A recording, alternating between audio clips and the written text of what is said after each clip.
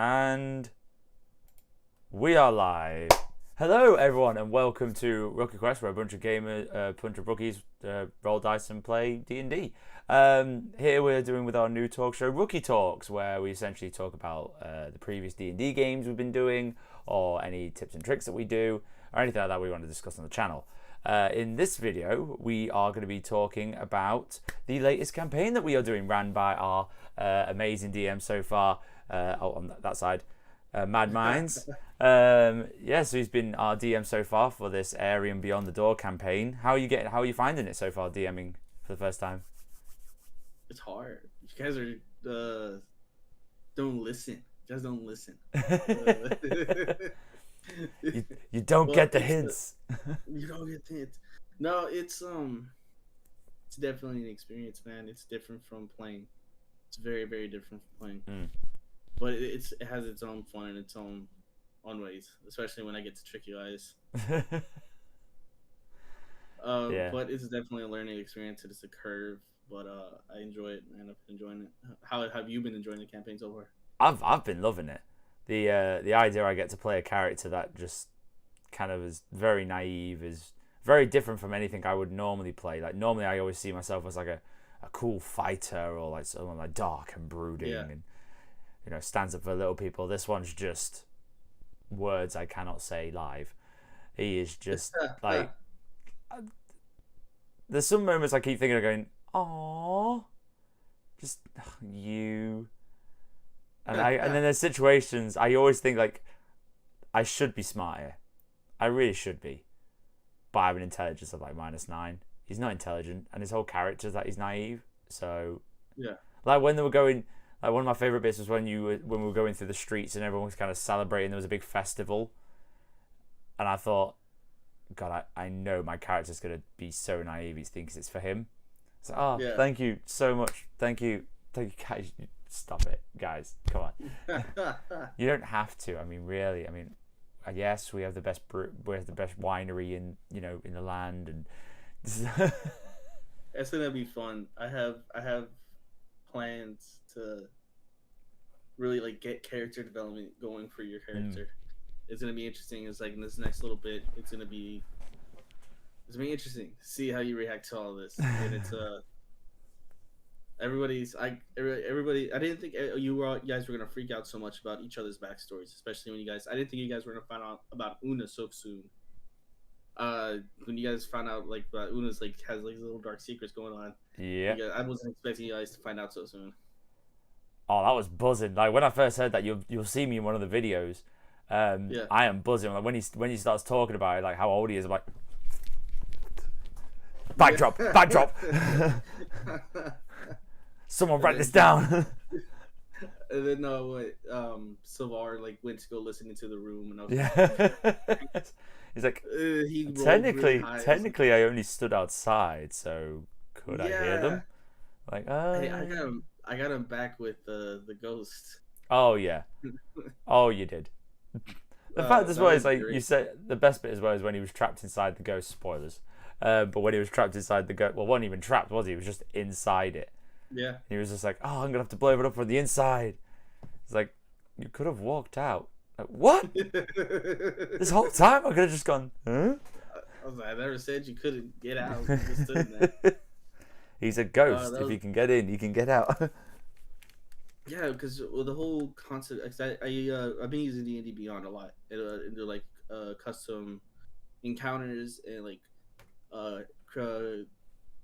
creature creator. What's it called? Creature. Oh, I'm not sure. Hold on. Checking it out. My homebrew creations is what. Yeah. So I've created some, like I've been pulling different bits and pieces, so I can go over actually everything that the big bad had for this little art. You want to hear it? Go on, drop it. What did you have? Drop it? Yeah, go for it.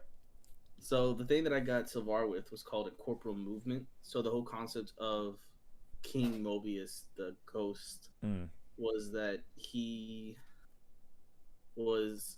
There's so much I can't. I have to be careful how I say this. He was definitely ethereal. but he had taken the body of William Wolf Mm. as a host, but he was still Ghost in a sense. Yeah. So what I did was I added incorporeal movement to him. And it wasn't something I thought was going to be of any significance. I was like, oh well, this makes sense to have him for this type of creature, Mm. because of the type of creature I was creating. So I put incorporeal movement in, and it was so glad I did that because it was so funny. Getting Sylvar stuck in there, that was great. So he had that. He was a knight, so he had brave. This knight has advantage of saving throws against being frightened. Um, if you had tried to turn him, you wouldn't have been able to because the avatar is immune to features that turn undead. So he has turning immunity. Yeah, that was my big thing as well. My thing was Yeah. turning undead. Ah. So one of the biggest like damage outputs that he had was withering touch. No. So yeah, so it was 46 plus 3 necrotic damage for withering touch. So that's why I was putting out like 20 plus damage. Yeah. When he said he went down, I was like, oh no. Oh no no no. um, and then he had as a reaction parry, which came in handy a couple times because his armor class is actually 20. Oh And wow. yeah, and parry adds 2 to the AC against one melee attack that would hit. Mm. And then his legendary action was Frightening Gaze, which I got Una with. Yeah. Sorry. That's cool. That Yeah. is sick. But yeah, it was definitely a tough fight, and it definitely made my character have some serious questions about whether to fight or not. Like I don't know whether it came off as a bit of a like, oh, why is he being like this? Why is he No. why is he trying to like sabotage his route? But it's more like it wasn't a case of I didn't want to fight it because it's my religion, because I'm already having questions about that. Was it a case of because it's my religion, I get my power from this religion, so would my powers like even work? Like that was more the second guessing of like, oh, if I use my powers against someone of the same religion, would it work? But then I should have realized because it was against one of the other priest, wasn't it? Or the priest. Oh, the priest and the king were both from your religion. I only just It thought of was that now. The priest was the same religion, and I still managed to hit the hell out of him. Yeah, Like I wouldn't say that you would lose any power from the religion because you haven't really sworn yourself to it yet because you're still trying to become part of the Crusaders. So you haven't been truly indoctrinated into the religion yet. So I've been given So like a taster then. You've Essentially. been given you've sworn fealty to There we you've go. sworn fealty to the religion. So you do gain powers from it. But the higher you go in the religion, the more powers you get. So, which I kind of regret pushing that agenda so far in this first part of the campaign because I'm like I didn't even get a chance to establish why you love the religion. And I already thrown you against it. So well, no, but sometimes that happens, doesn't it? There's still, but again, there's still a chance for me to turn back if I see the good in it. Like right now, I have not even made a specific decision on what I'm going to do.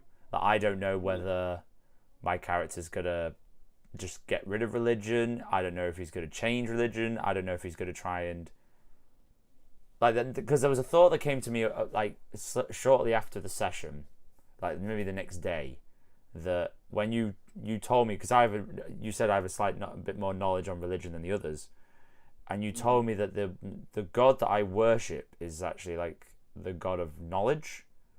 Yeah, it's one of two gods. One of two gods, and it's the god of knowledge. So my thought, yours is the god of love. Oh, god of love, and then she's the god of knowledge. Got it. So there was a thought in me like, what if the god is actually still pure, like they still have good intentions, but the religion, like the followers of themselves, are changing the religion. I don't know if it's I don't know if it's that case, and again, you don't have to tell us. You can keep that secret. Yeah, you can't say. But it's, the most I can tell you is that the core reasons for everything that's happened in this world is not inherently evil. Yeah. So Well, that's it's gonna that's be that's what's kind of it's gonna be thrown me interesting. completely. Hmm. Is how it's not. There's not just a basic good evil. It's like bad guy done evil things, get rid. Good person, keep. It's so. Yeah, because according to what you guys understand of the world right now, Mm, is that the elves have started the war, mm, and that it was the elves that started this whole rift between humans and elves, and came with the war. Then because of the war, Prevera subjugated the elven kingdoms, and then the dwarven kingdoms just stayed the hell out of everything. mm, They stayed to themselves, and you don't know the specific reasons behind all these decisions. mm. It's there's so much to it, and I love it. I'm very proud. I'm very proud. I'm very impressed. Oh, thank you. It's just been interesting. It's been fun. Yeah. It's hard. It's hard not to give too much away, but Mm. it's gonna be interesting to see how far you guys go in all this, especially like your character. Um, everybody, dude. I have a little thing for everybody so far. Yeah. It's gonna be interesting to see how this all goes. That's But cool. what other questions did you have about the Um. stuff that I used? Yeah. Well, what I was going to do, we'll use this time now. We've had a bit of a discussion, a bit of an opening chat. What I want to do now is throw some kind of quick fire questions at you and see how you answer them. You don't have to give away any spoilers or anything like that. These are going to try and be as spoiler free as possible. But essentially, I'm going to try and throw some questions at you, some quick fire rounds, just to see what answers you give me. So the first kind of questions I want to ask you are based on the other players or all the other players' characters, including mine if you wish. So first of all, can you tell me which character you are the most interesting in seeing develop? Which character do you think is the most interesting or unique development arc that you maybe have planned for them, maybe don't have planned, or you maybe see in the future? I think um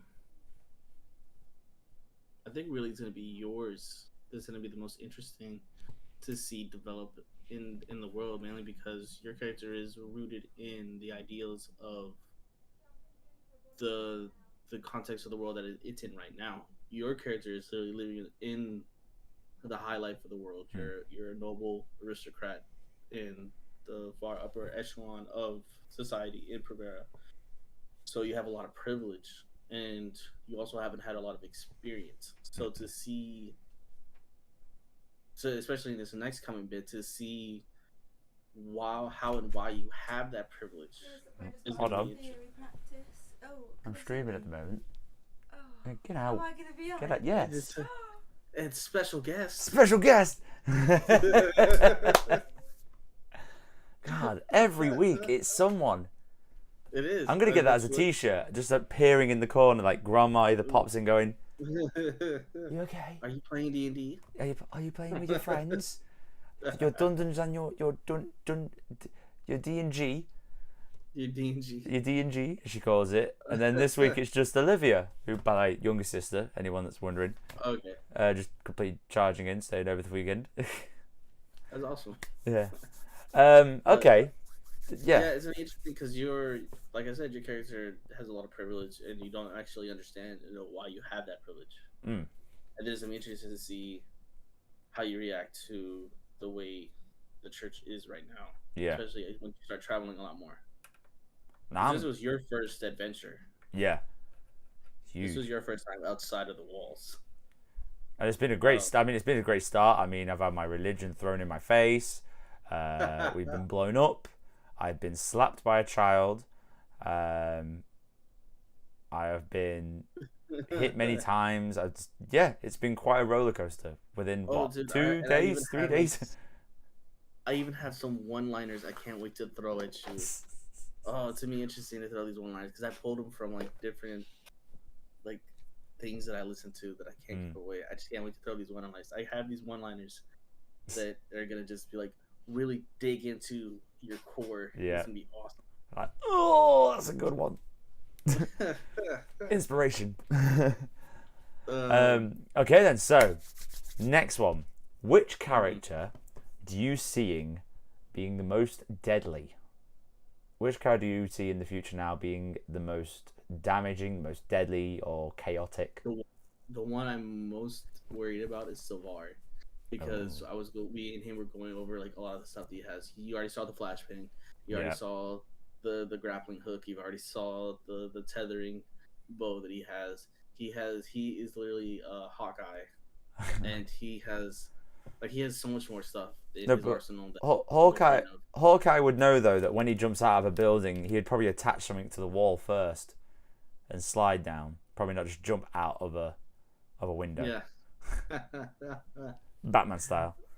Yeah. When it just takes us there. I'm Silver. Okay, Speaking of cool. that, how did you find the horrors? Were you expecting that? The hordes. Oh, The nightmares. the Sorry. nightmares. That was a shock. Like I couldn't. I thought like, oh, I've got something genius here. Like Mhm. I've got turn undead, and I also have a feat that if anyone fails a check on turn undead, they destroy undead. And I thought I'm just gonna wipe out a whole load, and then I realized they're nightmares. They're not actually undead, so all that was useless. So Yeah. I'd like nothing. That's the thing with the cleric though, is like they're very much, because of their religious side. It's very much like either dead, like necrotic, or like Well, the anything thing other. is, It's just you didn't even really try either, so you don't know how that would have played out. yeah. Well, I was trying to figure it out. I was like, because it was a divine intervention. Mm. Um, and You're trying I to see if you wanted to use it then. yeah, I was like, do I want to use it? Do I want to save it for like if undead do turn up? Yeah. That was gonna my. So my main thing with that is I already had the idea that loads were going to come in. I kind of just guessed that it's just going to be an onslaught, but I didn't think it was going to be we need to go to the source. I thought it was going to be we need to get out. So it was more like a quick cash and grab kind of thing. Yeah. Just grab anything you can, any information you can, rescue anybody you can, like get on the boat, and that was going to be my big move. I thought, right, to get everybody on the boat, turn undead, destroy undead, just hold them back for like as long as possible to allow people to get on the boat and do that. Big hero move. And then I realized everyone was like, we need to go to the source. Like, wait, hold on. There are more zombies and you want to go towards them. That's why I was a little worried, Like, because like, okay, let me go through everybody that I had, because I'm using my encounters yeah. on D&D Beyond, and I had 1, 2, 3, 4, 5 different creatures you could have fought, and I think you fought all of them but one. Um, yeah. Babu was the one, the big one that I thought was gonna give you. Well, the Barb Devil was the big one I thought that was gonna give you the hardest trouble. Oh, yeah. And it didn't. You guys like pinned him and then kept him down. I think we were just Which was lucky. great. I think we were just lucky for them rolls. Yeah, you guys got really lucky with those. You guys freaked out a lot harder for those Avatar of Death, those floating ghost creatures. Oh, yeah. I was, yeah. Well, I You thought guys because freaked out. you always, every room you did, again, spoiler, Mhm. every room you did, you always had like someone in trouble. There was always someone there that needed rescuing. Mhm. And I thought that was going to be the first one where they're actually going to die. Like, we're not going to get there in time. Or we're not going to be able to do it. Because you had like 3 of them pop up. And then when you said, oh, it's gone, we thought, nah, it's not gone. It's not gone. It's just moved somewhere. It's not gone. Like, he's playing us. He's clearly playing us. And this is the like the advantage you have is that you can do the simplest moves Yeah. and make us completely overthink it, and then we kind of destroy Mhm. ourselves in the process by going, right, I'm going to detect undead, detect good and evil, detect magic. Yeah. It's like, no, he's gone. It's a door. These were really easy. Well, I mean, they had an armor class of 20, Mm, but they were literally just like ghosts. They were because that's why they only had 1 hit point. yeah. But yeah, they literally were just flying ghosts. That's why I had 3 of them, because I'm like, these only have like 1 hit point. They get 1 hit in, it's gonna be good. Yeah, it's more just like swarming, the swarm kind of, or that hive mentality. The more they are, it's like numbers, Yeah. strength in numbers. Which I should have realized when I put 4 undead with the big bad that you guys were gonna have problems. I didn't think it was gonna be that difficult though. Mm-hmm. Because those undead kept you away from the big bad for a Yeah, while. but that's exactly what they're there for. That was a brilliant strategy. It was just so simple.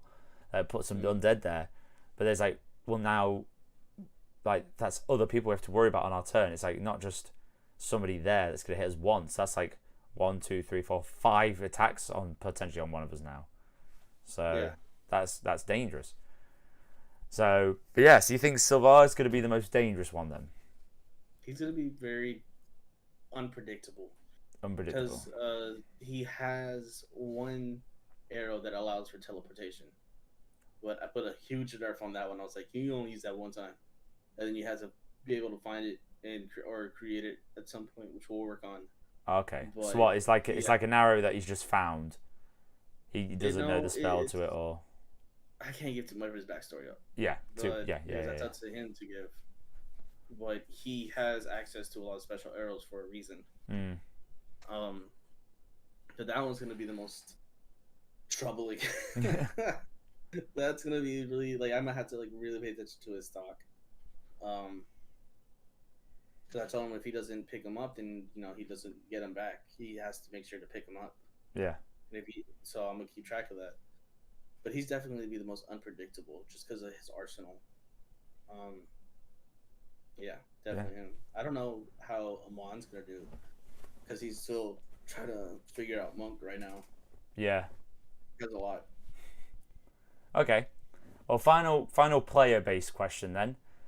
Mm-hmm. Which character, let's say if they were in a drawing or had a miniature of them, like a detailed miniature, which one do you think looks the coolest? Which one do you think has the most, as the coolest or the swaggiest or just the best aesthetic? That's gotta be Like Una because I Una. really like his old 1940s detective vibe that he's got going for him. Oh, I love it. It's so good. Just that little picture he had, almost like, Yeah, oh, I'm just picturing smoking cigar. yeah. Um, Like it's just kind of spinny. yeah, just like LA, like the game LA Noir. I'm loving the idea Mm-hmm. of like a deep voice in the background, like it get growly. Mm-hmm. It's 1945. Cops are struggling to fight against the gang. There's only I'm one gonna have to man keep that that in steps in mind if his he ever does way. like a little flashback scene. I'm gonna Yeah, use that voice. 1953 A.D. 1953. The I high can't do it, time but of the high time of swinging. Swing, the high time of swing. I did. Oh No, god, yeah, yeah, that's a different thing. That's a completely different thing. Don't Google that. That's a don't do completely that. different thing. The high What time else you of got? jazz. Okay, so next we're going to move on to episodes. Okay, so we've had 3 episodes so far, which Okay. I think are going great. I would like for you to tell me which episode do you think was the most challenging for you? Which Oh, was you your... already know. You already know which one was the most challenging for me. When you kept that fucker alive. When you kept Yeah! Yeah, I boy! was, dude, I was ready for it. I was like, he's gonna die, he's gonna kill himself, and then we're gonna move on to the next thing. No, you're like, no. Like, what did you? I have revivify or something. Yeah. Or stay the dead or something like that. Oh, it's spare the dying. Spare the dying. Spare the dying. Yeah. Yeah. I was like, oh fuck, he's a cleric. I forgot. Yeah. So I had to improv a lot of that episode, but that led into the next one. Hmm. That gave that little bit of foreshadowing of the nightmares. I was like, oh, I really didn't plan for this, but I know what I could do with this, and I can make this next episode like revolve around this. Hmm. That episode was really hard because I had to improv a lot of that. Well, There was a lot of improv in that episode. well, I guess that kind of That answers was my next question. Which episode did you have to improvise the most? that Was episode. that You one kept that, episode 2? dude. I improv that whole episode after you kept him alive. I was like, oh crap, they kept him alive, and then now they're separating. Yeah, Uh, that worried me. It's like, oh God, I really hope they're not separating the party. I mean, that's just a silly idea. Yeah, but there was no point in keeping all. It would made sense. It didn't make Yeah, sense for all 4 of you to go to the hospital and interrogate the guy. story based made sense. Tactics based Yeah, was awful idea. yeah. Like, you never split the party because you Well, never that know what's. also led to the interesting part of you guys finding out about Una or Mm-hmm. what Savar has. I don't think Savar has given that information to you guys yet. No, Savar hasn't left anything. Also, Var knows about Una. Yeah, Savar knows about Una. Savar hasn't told us anything. Savar doesn't know anything about his past. And the only one that's yeah, I think Una's the only one that's actually has actually said Yeah. has actually said anything about his past. He hasn't said a lot about his past. I mean, Silvar has found out about it, so you Silvar's guys know. found out, yeah. Well, no, I don't But think he even doesn't know. Silvar's told us. That's the thing. Yeah, Silvar hasn't told you. You guys don't know a lot of. The only thing you know that is Una is here on a secret mission. That's all you guys know. Which we're gonna get into next Yeah. episode. We're gonna see a lot more of that. Depending on how much he shares with you. Yeah. But that was fun seeing your guys' reaction to that. Oh, it was brilliant. Just realizing like how old he is. Yeah. As well, and realize he was there during it. Like, oh my god, like he could solve all our problems. He was there. I don't know if he was there, but he was there in the time. Like, so, but we can't bother with it because we don't know. It's like, oh, how can we bring this up? Well, yeah, I can't say too much. Yeah. There's a lot he doesn't know as well. Because he didn't know about the king and the queen in that situation, but he knew who they were. But how did you like that? I did. Oh, the king and the queen bit? Yeah. I love that. Well, that's kind of what made me think about the religion part as well. Because after him going, I'm so sorry, I'm so sorry. She goes, it's okay now, my love, and then both go up together. I'm like, hold on. Now I'm questioning whether this is actually evil on their side or evil on your side. On our side, like whether it's just like the story goes that the queen is the one that did the whole undead soldier journey, and he defeated her, and then he was worshipped and all that. So now that's really kind of making me question things. I've got one or two ideas, and obviously I'll discuss with you like privately what my character might do, so you can actually have some, be ready. But yeah, okay. So last thing about the campaign then, which episode, either 1, 2, or 3, would you say was your favorite? Which episode was your favorite to run, to write down, to organize? I think this last one was my favorite because it led for a little bit of foreshadowing. Because I didn't plan to introduce you guys to the nightmares yet. But given the situation, I was like, oh, this would be a time that they would show up. Because I didn't plan on there being like a massive invasion of undead either. But given the situation, I was like, oh, this would make sense. And so the last episode was kind of last minute put together, but it also came out really well. Oh, it came out amazing. You guys were running through those fights. And then you got to fight the big bad. You guys had a lot of cool moments, especially with Amon getting the final hit blinded. Yeah, I mean, it's like ha. Wait, did I get it? Did I get it? Oh god! And then, dude, the big bad only had 60 points of health. Really? The Barb Devil had 110. And you guys ran through the Barb Devil, but the big bad gave you guys a run for your money. Oh, he did. Well, again, it was a big bad. It was just well planned. I think it's not necessarily the health that's the issue. It's always, I don't think you never really dread when it's your turn against the big bad. It's when it's the big bad's turn. That's the bit you dread the most. It's when you realize, oh god, now they've got to do something. And it's like, could they just wipe out the whole party? Can they just I almost disappear? did twice. I almost killed you. Yeah. I regret it slightly, like giving all my health points back like to that guy, to Savar, because he was down. He was down. I went to go give it to him, but then I didn't realize you were doing your thing as well, where he came back up, and I've just given him all the hit points on top of him coming back up. So it's like, well, I could have actually, because the way what I did. It allowed me to have a pool, so I could have like given bits out to everyone, but everyone else said that was okay. So I don't know why I didn't think, it said save him as well. So it's like, he's the key. Woof. Take it all. You guys heard the voice say Yeah. him? You guys thought I was talking about Lamar. Oh, it wasn't? Remember, the lady, the queen came in and she said, help him. She wasn't talking about Lamar. Oh. What were we supposed to know? Oh, that's a good point. That was at the very end when she went to go help him. Yeah. She picked him up. I thought that's pretty. That was. No, it's obvious. It's obvious now. Yeah. Of course it was. Of course it was. That's just me being silly.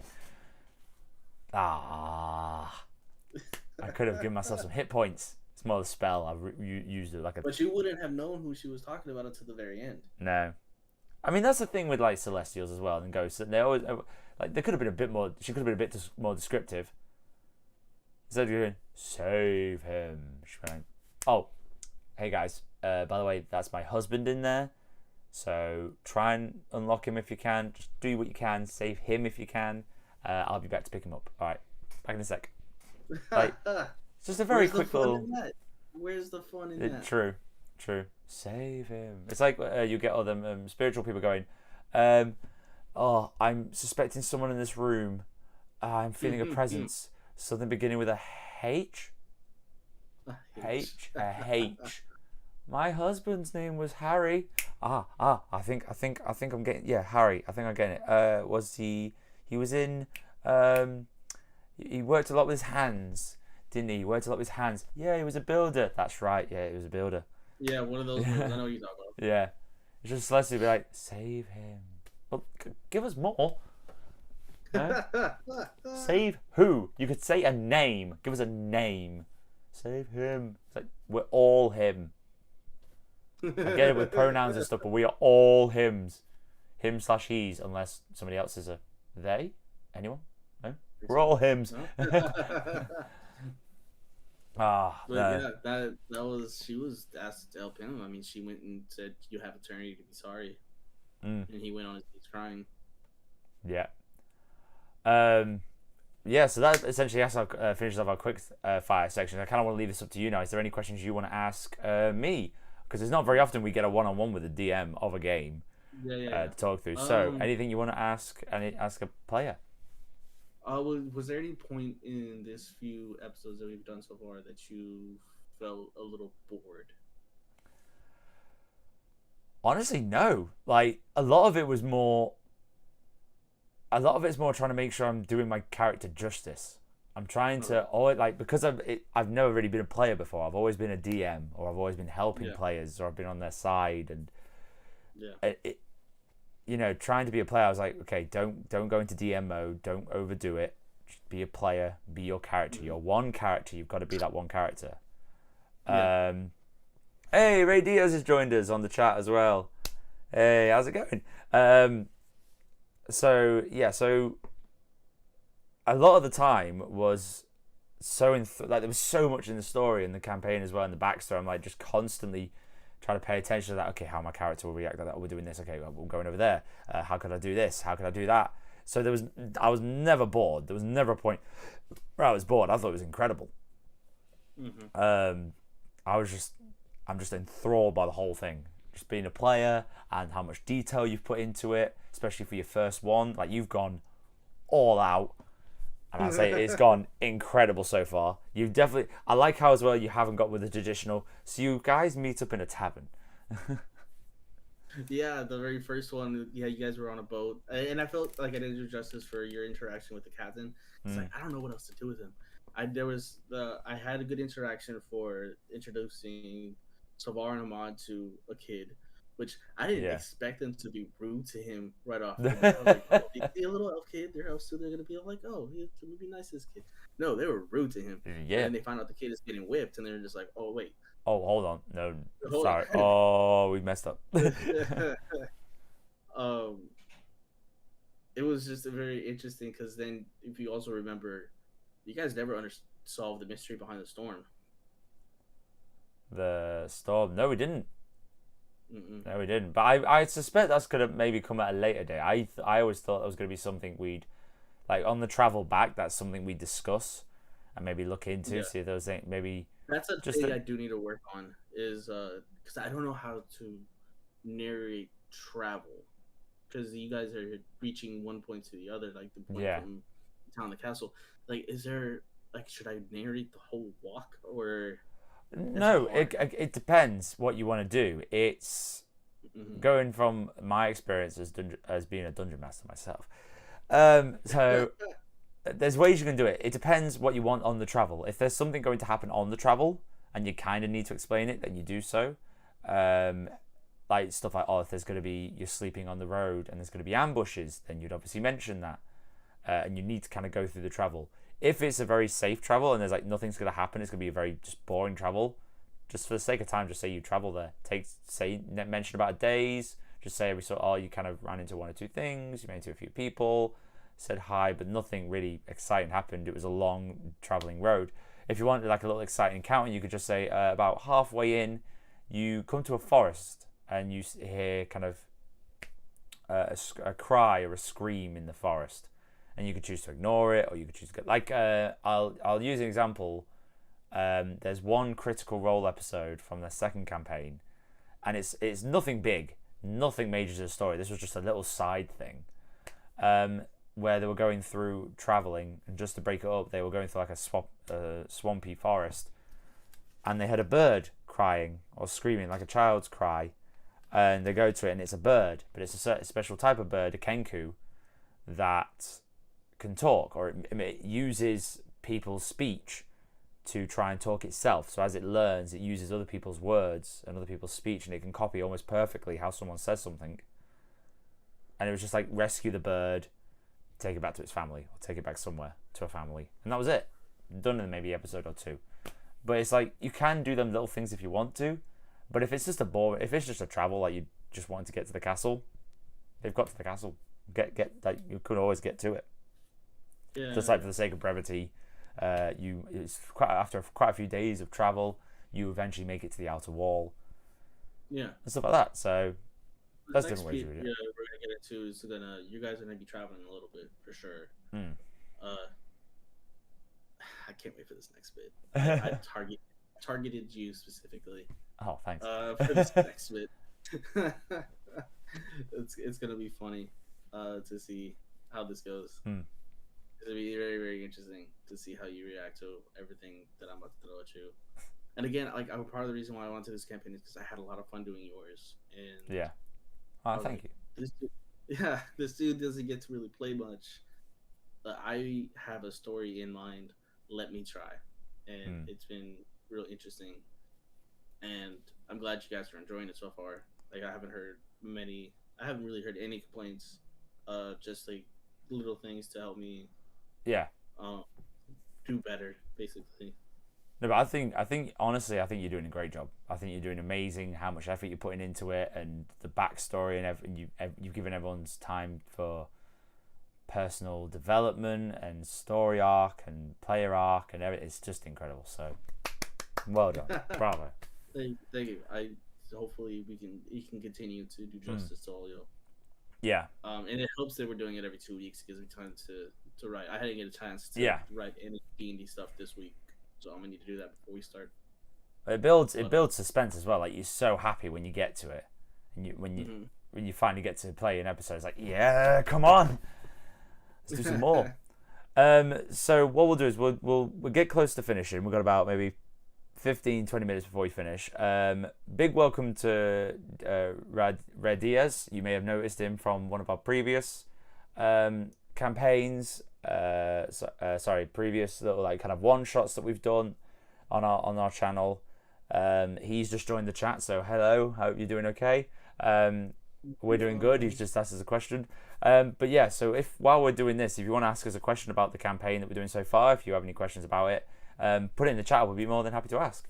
Same for anyone that watches these episodes. If you do come along to our Rookie Talk sessions and you have any questions about the campaign or anything you want to ask the DM or the players, put it in the chat and we'll be more than happy to answer it. So please communicate with us. So yeah, there was one thing I wanted to mention. I am very annoyed that you got rid of the pastor or the priest. Like the Oh fact he yeah, was I gone in was the bed. thinking. I was, I, I'm. This is all right. I'm gonna be honest now. Like, I'm going to break silence on this. I was going to do some dark things to that guy. Like, so my plan, and I don't know if you'd allow this. So I was gonna walk in there with the star in my hand, and he was. I don't know whether he was gonna be sleeping or whether he was gonna be awake and just sat there. Um, I was just gonna kind of walk in with my head down and say, I was gonna kind of go up to him, be like, "You were right. You are a follower of Nava." Then I had this cool one-liner, and I heard it from a song, and I was like, and if he was like, I don't know whether he was gonna be like not be able to speak or anything, or he was just like asleep. I was gonna like kind of put the star kind of on his chest there, and just be like, "You better pray that God forgives, 'cause I don't." And then like start shoving the star down the throat, just like slowly doing it, just to cause as much pain as possible. Just like how angry I was, and I was gonna kind of take it out on him a little bit, and then just leave him there. And I was like, he's ready. Like yeah, I've had all this mess up. I'm like going into it, but I think it worked even better. The fact he wasn't there, I had to sit down and actually think about things. Leaving the star there, I'm like, I just need to. I need some space yeah, it was away very from it. symbolic. Like Yeah. just symbolic. Like I need some time to think about what I actually believe in, and Mm. also gave me a cool opportunity to show that guy to you, and then for you to use the Oh, ability. dude. Then what Right, was he was firing at me? Like, was the he arrow? didn't fire at you. No, He he the didn't. But way he came. there was arrows coming through the window, and they kept hitting Yeah, close to me. I don't know whether they were trying to hit me, or whether this is someone trying to hit him, or whether it's like warning shots that I'm just being they're stupid and definitely warning shots. they're being warning shots. Okay, I don't know if I was just being stupid and ignoring them. Like, okay, there's an arrow. Sorry. Oh, another arrow. Sorry. Hey, excuse me. Can you come? Oh, sorry. Can you come back here, please? But did I, you like that scene, huh? yeah, That was a really cool where you tried to like intimidate him, and then the arrow came through the window yeah. and just Like, hit right in front of your face. I finally got to use stomaturgy. I finally got to use it. Finally. Yeah. Like, I was like, I saw it there. I was like, I'm going to use it and go, flames, windows, and try and cause, like, yeah, it's just, yeah. Oh, okay. Well, I look like an idiot. It was a really cool scene. I think it played out really well. Oh, it was so cool. It was so cool. And now it's like a whole new thing. So what? That guy's got the book and the little box. He's got the parcel that you guys found. He's got the diary that you guys found, and you discovered that he has the symbol of an eye that's crossed out. Which I don't know if you've shared with the rest of the group yet. No, I don't think I have actually. I've kind of kept that side. Well, what the way I'm thinking of it is that I would actually explain that on the boat ride over, that on the boat ride home, that during that travel, I think I'd explain that to everyone. I was trying to like because we was getting close to 5, and I was like, oh, the roll has to go. And I was like, okay, I need to get to at least like a decent stopping point. So there's gonna be time for you to talk. Like you guys are just like walked into a party right off the bat, so there's gonna be time for you to talk for sure. I'm going between two scenes. You guys at the party, and Una at the castle. So it's gonna be you're gonna have a chance. Diaz. The campaign is about, and I guess we should have put this at the top of the video. Yeah. I'll let you explain it. You explain it. Yeah, it's just a little homebrew that I've put together. It's hard. It's not. It's about several different kingdoms. I think I have like a little thing on D&D Beyond that I use to reference when I need to talk about the world. Okay, so Arium is the name of the country. Arium, where the gods no longer seem active except for the god Nava, whose church runs the kingdom of Provera and holds dominion over Arium. The Elf Kingdom of Thamar divided on court issues, creating Vinyamar, the oasis city in the flatlands, and the Dwarven Kingdom Core, who passively stays to themselves in the mountains. And it's just the story of all the interactions between these kingdoms and understanding why there's a rift between them. That was created 300 years ago for unknown reasons. That's a little synopsis of it. It's not a very good one, but It sounds so good. It sounds so good. it's a lot, but Mm. it's gonna be interesting to see. It's weird, dude, because I've always liked storytelling, Yeah. and I used to like write whole books when I was a kid. Which now that I'm older, I'm like, man, I like storytelling so much. I really should have got into D&D earlier, but I'm glad I got into it when I did. No, I'm glad you joined along. We were able to give you that. We're able to give you this kind of platform or this kind of just Yeah, because chance when to I do it. joined, yeah, because I answered to your page, Mm. dude. It's almost been a year. I know. That's the weird. Even That was more. so Yeah, strange. yeah. It's almost been a year since I started playing with you, and I first like found your thing. Uh, it was during COVID when Yeah. COVID first hit, and I had lost my job. I was on um like what's this, when you lose your job you get money from the government. I can't remember the Uh, name right now. benefits. Unemployment. I No had point. unemployment checks coming in. Yeah. I was just sitting around doing nothing. I had my computer. I was playing games, and I was like, man, I've been listening to a lot of D&D podcasts. I really want to play. And then I found your thing on Facebook, and I was like, this seems like a good way to get in because I've never played before, Mm. and it was cool. Like I was real nervous the very first time we did something. Yeah. The But you did first. such a great job narrating that very first campaign that we did. Oh, It was so funny. the first. What do you mean? The first like one shot that we did, or the first? The very first one shot I did, I still remember the scene where I kicked the guy hard enough that he went flying, Yeah. and then between like three other people in the group saw Yeah. him fly, Just so go. it connected all of us in a way. That was hilarious to me. Mm. It was great storytelling. I'm basing a lot of my DM like type like my DMing around what I've seen you do, what I've watched, and I appreciate that. yeah, It it's feels been weird when fun. someone says, "Oh, I've been learning from you." It's like, shut up, stop it. That first one though, that was a real track because I love the idea of how like that first thing came up. We're kind of getting off track of the campaign anyway, but the idea Yeah. of that one was the first one was completely improvised. I think we mentioned it in the video as well that the whole thing is improvised. Like so, basically, people just randomize characters Yeah, and choose what they get. I didn't think of anything to do with that beforehand. Let people think of their characters first. The carnival was a complete improvisation. The cage was the improvisation. The last creature that we got was just a random pick of a card.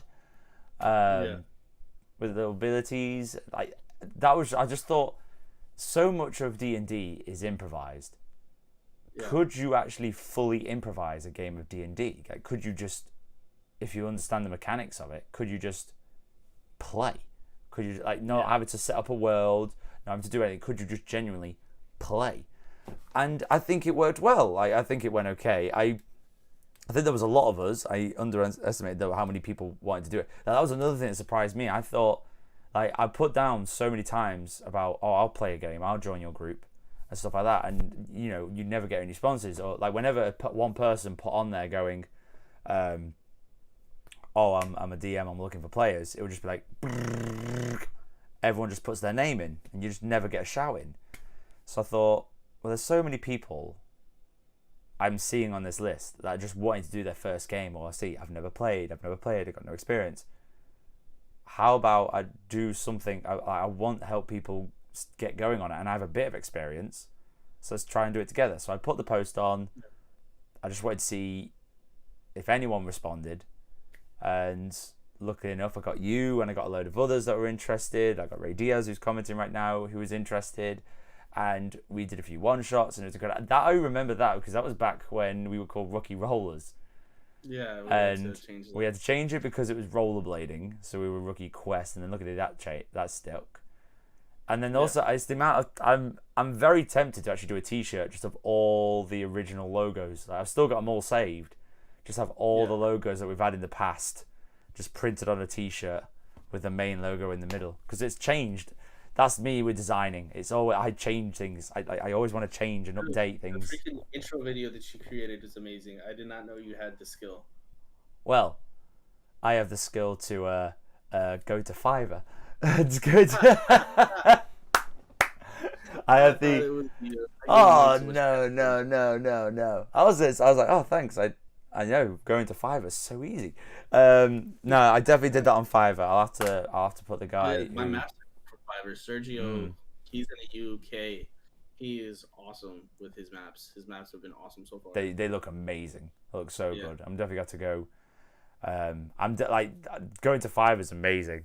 There's so many things you can do in it. Like that's another thing as well. I'm gonna try and do this on Fiverr, and I'll introduce this kind of now. Well, I'll introduce it at the end. That's one thing I wanted to mention at the end. Yeah. But final closing comments about the campaign. So, final thoughts. Just a quick few words. Final thoughts on the campaign. How you think it's going, and what you're most looking forward to coming up. It's hard to. We haven't really gotten into it. It's gonna be interesting to see how everything goes because I have a lot of lore stacked up on this thing. I've already told you about some of the greater spirits. I've told you about the other gods because you're high echelon, so you would know these things.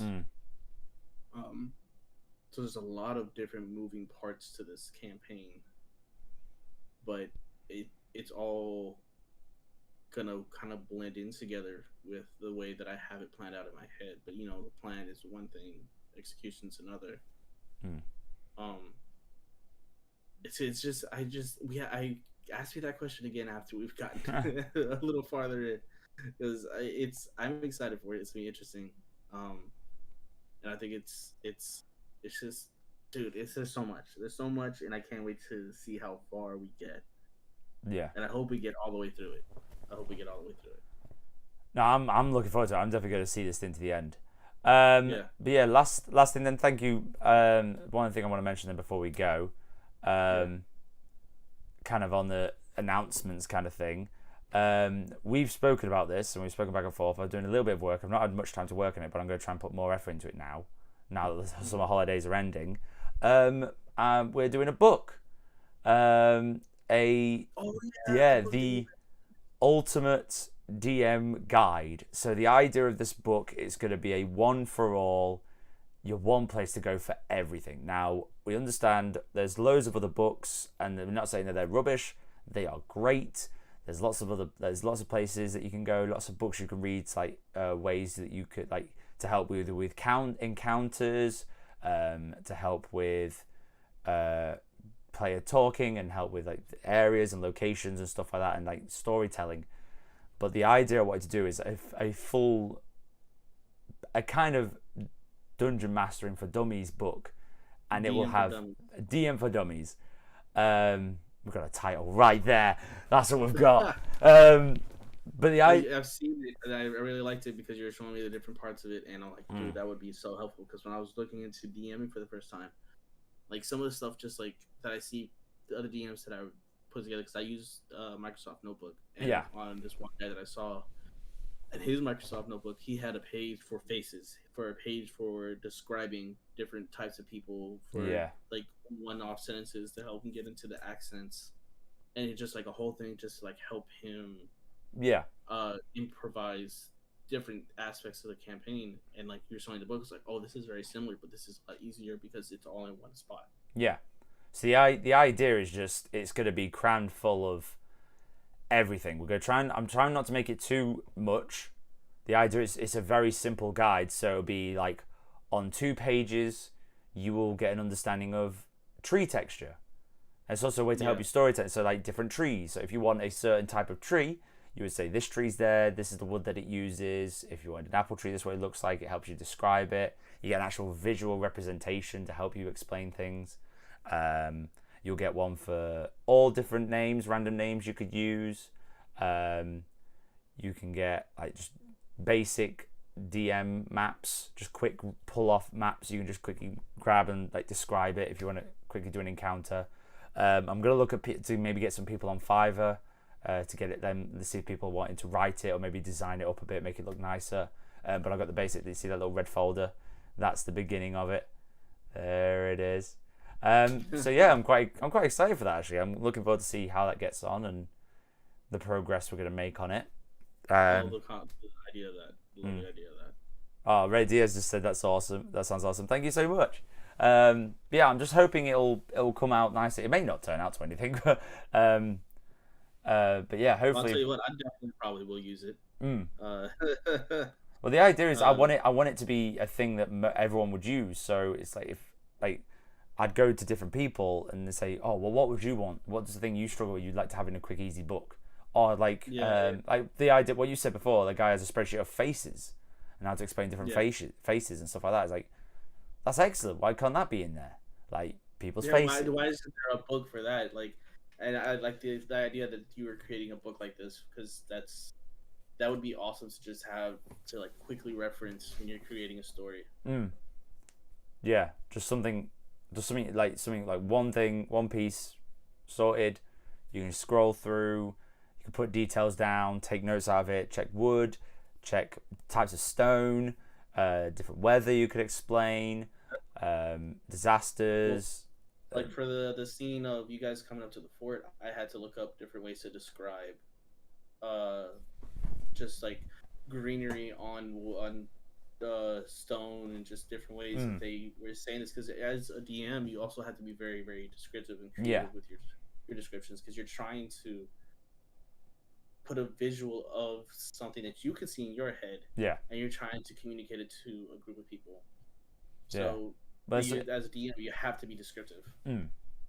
That's always the thing. Like I always struggled with my English anyway at school and describing things and just explaining stories. I love storytelling. I love I have an idea that I'd love to be able to like write stories for video games, and I've come up with loads of them. I've got like a spreadsheet full of like just bullet points of different ideas I'd love to get into, but I always struggle explaining things, and that's where I kind of falter. And I always feel like when I'm DMing, that's going to be my biggest letdown, is when I'm trying to explain and describe things.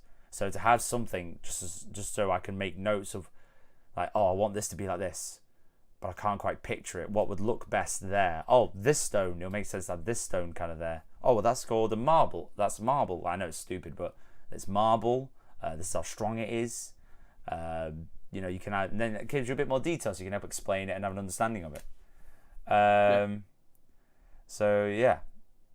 But yeah, thank you so much for watching this, guys. Whoever chose to join in, thank you so much.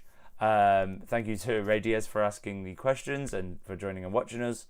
Thank you very much to our humble DM for joining us this evening and sitting with us doing our first Rookie Talk session, especially when one-to-one with us. It's not after you get a one-to-one with a DM. You just ask him all that questions. It's cool. I think we should do this like every end of a huge arc. Yeah. Oh yeah. So I was planning that every maybe 3 episodes or big arc. We'll definitely do a cut off. So yeah. So that's the end of our episode, guys. Thank you so much for watching. We've actually hit that perfectly on the hour now. Yeah. So thank you very much for watching. Thank you to Mad Minds for sitting with us and chatting with us. Thank you very much for watching. We hope you enjoy the next few episodes of our campaign. And yeah, we'll see you in a bit. That's it, guys. That's it. All right then. See you later. Bye.